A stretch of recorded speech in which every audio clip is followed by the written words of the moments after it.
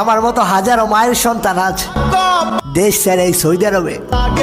আল্লাহ গো, একমাত্র তুমি পারো তাদের সফলতাটা একটু তাড়াতাড়ি দিতে। দেশে যাওয়ার নাম মুখে নেওয়া চলবে না।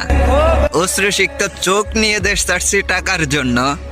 ইনশাল্লাহ টাকা কামিয়ে এই দেশে ফিরবো।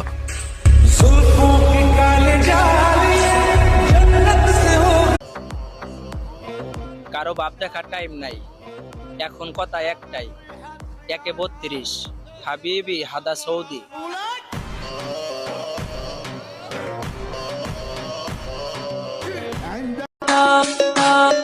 আমরা না কারো টাকায় চলি, না কারো পাউচাইটা চলি। আমরা প্রবাসী ভাই, প্রবাসী। আমরা নিজের টাকায় চলি।